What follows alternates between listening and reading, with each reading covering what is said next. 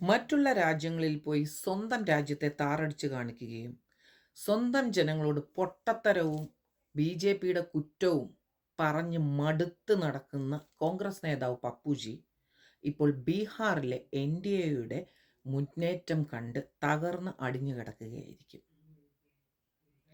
അദ്ദേഹം വിചാരിച്ചു കാണും, അദ്ദേഹത്തിൻ്റെ ഈ പൊട്ടത്തരത്തിന് എല്ലാം കൈയടിക്കാൻ നമ്മുടെ മില്ലേനിയം ആൾക്കാർ ഇരിക്കുന്നത് പോലെ, അതായത് സെൻറ്റിമെൻറ്റ്സ്. എൻ്റെ അച്ഛനപ്പമ്മമാർ ഈ പാർട്ടിയിലാണ് ഫോളോ ചെയ്തുകൊണ്ടിരുന്നത്, അല്ലെങ്കിൽ വോട്ട് ചെയ്തുകൊണ്ടിരുന്നത്, അതുകൊണ്ട് ഞങ്ങളും ഇതിൽ തന്നെ ചെയ്യത്തുള്ളൂ എന്നും പറഞ്ഞ് പഴയ ആൾക്കാരിയ്ക്കുമ്പോൾ അതുപോലെ തന്നെയായിരിക്കും നമ്മുടെ ജെൻസിയും വിചാരിക്കുന്നത് എന്ന് വിചാരിച്ചു. പക്ഷേ ജെൻസിയെയും മില്ലേനിയത്തിനെയും പ്രത്യേകിച്ച് കാണാൻ കഴിവില്ലാതെ പോയി നമ്മുടെ പപ്പൂജിക്ക്. കാലം മാറിയ കഥ പുള്ളി അറിഞ്ഞിട്ടില്ല. വോട്ട് ചോറി വോട്ട് ചോറി വോട്ട് ചോറി എന്നും പറഞ്ഞുകൊണ്ട് നടന്നാൽ കേൾക്കാനായിട്ട് ഈ പൈസ കൊടുത്ത് വിളിച്ച് മുമ്പിലിരുത്തിയിരിക്കുന്ന കുറച്ച് ആൾക്കാർ വേണമെങ്കിൽ കൈയടിക്കുമായിരിക്കും.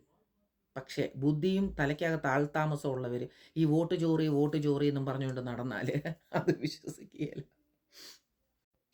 അതിൻ്റെ ഒന്നാമത്തെ തെളിവാണ് ബീഹാറിലെ വിജയം, എതിരാളികളില്ലാത്ത വിജയം. എവിടെയെങ്കിലും ബോംബ് പൊട്ടിയാൽ അത് മോദിജി പൊട്ടിച്ചത്, എവിടെയെങ്കിലും ബി.ജെ.പി ജയിച്ചാൽ അത് കള്ളവോട്ട്.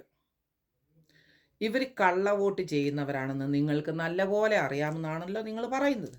അപ്പോൾ ബീഹാറിലെ ഇലക്ഷന് എന്തുകൊണ്ട് നിങ്ങൾ അത് തടയാനുള്ള ഒരു സംവിധാനം ചെയ്തില്ല? ഇലക്ഷനും വോട്ടിങ്ങും കഴിയാൻ വെയിറ്റ് ചെയ്യുമായിരുന്നു, റിസൾട്ട് വരാൻ വരെ വെയിറ്റ് ചെയ്യുമായിരുന്നു. റിസൾട്ട് വന്ന് അവർ ജയിച്ചെന്നറിഞ്ഞപ്പം തുടങ്ങി പഴയ പല്ലവി. അത് ഇലക്ഷൻ കമ്മിറ്റിയുടെ ജയമാണ്, ഇത് അങ്ങനെയാണ്, അത് കടത്തി ഇത് കടത്തി. അപ്പോൾ ഈ റിസൾട്ട് വരുന്നവിടം വരെ മിണ്ടാതിരിക്കുമായിരുന്നു. നമ്മളൊരു പരീക്ഷ എഴുതി കഴിഞ്ഞാൽ അത് തുണ്ടെഴുതി ജയിച്ചതാണോ, കോപ്പി അടിച്ച് ജയിച്ചതാണോ, പഠിച്ച് ജയിച്ചതാണോ എന്നാരും ചോദിക്കത്തില്ല. ജയിച്ചോ എന്നേ ചോദിക്കത്തുള്ളൂ, അല്ലേ? അപ്പം അതുപോലെ തന്നെയാണിതും. ജയിച്ചോ, പിന്നെ അത് എങ്ങനെ ഏത് എന്ന് പറയുന്നതിൽ അർത്ഥമില്ല.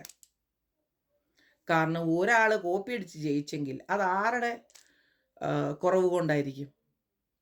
അത് വാച്ച് ചെയ്യുന്ന എക്സാമിനറിൻ്റെ കുറവ് കൊണ്ടായിരിക്കും, അല്ലേ? അപ്പം പറയും ഇപ്പോൾ ഇലക്ഷൻ കമ്മിറ്റിയും ബി.ജെ.പി എല്ലാം കൂടെ സെറ്റായിട്ട് ജയിപ്പിച്ചതാണെന്ന് പറയും. അങ്ങനെ നിങ്ങൾക്ക് പൂർണ്ണ വിശ്വാസം ഉണ്ടെങ്കിൽ നിങ്ങൾ മത്സരിക്കാൻ പോയത് എന്തിനാ?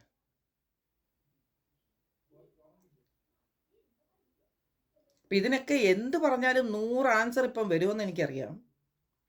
ഏതായാലും പുള്ളി ജയിച്ചാലും തോറ്റാലും കരച്ചിൽ തന്നെ. അതുകൊണ്ട് ശരിക്കിരുന്ന് കരയാനാകട്ടെ എന്ന് ആശംസിച്ചുകൊണ്ട് കോൺഗ്രസിനോട് ഒരു അഭ്യർത്ഥന.